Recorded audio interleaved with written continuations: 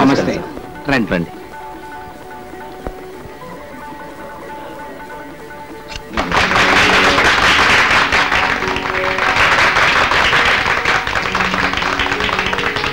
Congratulations mister Ashok. Thank you sir. మీరు ఇంకా చాలా పెద్ద బిజినెస్ మ్యాగ్నెట్ కావాలి.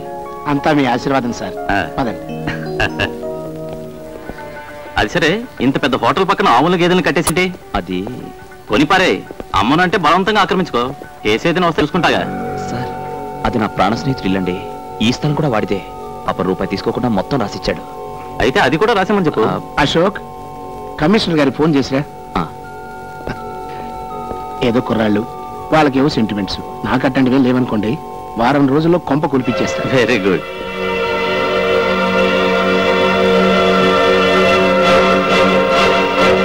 ఇందులో కొంచెం ఉప్పు ఎక్కువైందా? ఇక్కడ ఉప్పు సరే, అక్కడ నీ జీవితంలో నిప్పులు పోస్తున్నాడు.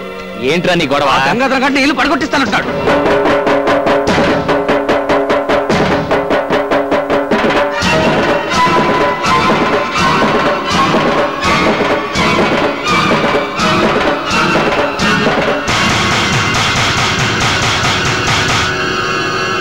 కంగారు పడతాయా? నేను ఉన్నాను కదా, చెప్పానా? అలాగే. గంగాధర్ గారు, మా ఇల్లు అవతల మినిస్టర్ గారు ఉన్నారు, తర్వాత మాట్లాడుకుందాం. అది కాదు సార్, ఆ ఇల్లు చెప్పేది నీకు కాదు, తర్వాత మాట్లాడదామన్నా. ఆగండి సార్, మా ఇల్లు పడగొడతారంట. అదేంటండి, నేను అడుగుతుంటే సమాధానం చెప్పకుండా వెళ్ళిపోతారేంటి? ఏంట్రా నీకు సమాధానం చెప్పేది? ఇందాక నుంచి చూస్తున్నాను, పిచ్చి కుక్కలా వెంటబడతావేంటి? అవును, నీ ఇల్లు నా హోటల్ పక్కన దిష్టిబోరా ఉంది, అందుకే దాన్ని పడగొట్టించి కొత్తది కట్టిస్తాను. చూడండి, ఇంతవరకు అశోక్ తండ్రిగా మీకు మర్యాద ఇచ్చాను. ఆ ఇంటి జోలుకొచ్చారో ఏం చేస్తావు? ఏం చేస్తావురా? బెదిరిస్తున్నాడు సార్. అది మా నాన్న కట్టిన ఇల్లు. మా అమ్మ దాన్ని గుడిలా చూసుకుంటుంది.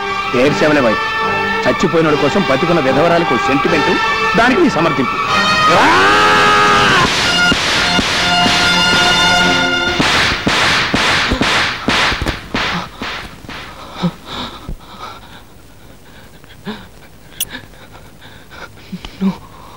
అలా చూస్తా నిలబడతారంటరా? ఈయన బయటికి ఇచ్చేయండి.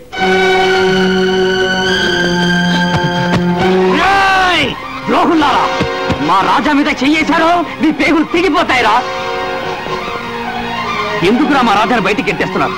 ఇప్పుడు మీరు నిలబడి నేల మా రాజాదిరా. అతను ఇచ్చిన స్థలంలో ఈ హోటల్ కట్టుకుని అతని మెడబట్టి బయటికి ఎట్టేస్తారా? ఒరేయ్ ఒరేయ్, మీరు విష సర్పాలరా, చీర పురుగులరా. ఒరేయ్, మా పేదోళ్ళ చేతులు కలిపితే నీ పెద్దోళ్ళంతా మసైపోతారా, మసైపోతారు. ఒక్కరు కూడా మిగలరా.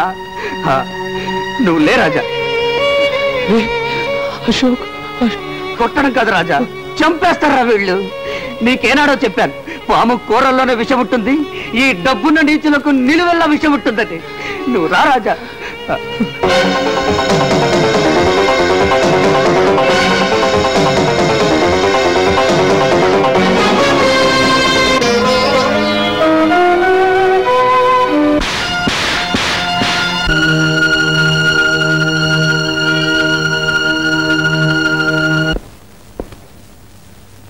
అశోక్ అక్కడ తన గదిలో మందు తాగుతున్నాడు, నువ్వు ఇక్కడ బాధతో మందు తాగుతున్నావు. మీ ఇద్దరు పరిస్థితి చూస్తుంటే నాకు విషయం తాగాలనిపిస్తుంది మావా. ఇది బాధతో తాగుతున్న మందు కాదురా, ఆనందంతో తాగుతున్న అమృతం. అమృతమా? ఏంది మావా, నీకేమైనా మందు ఎక్కువైందా? అంతమందిలో వాడు నిన్ను కొడితే ఆనందం అమృతం అంటావేంటి?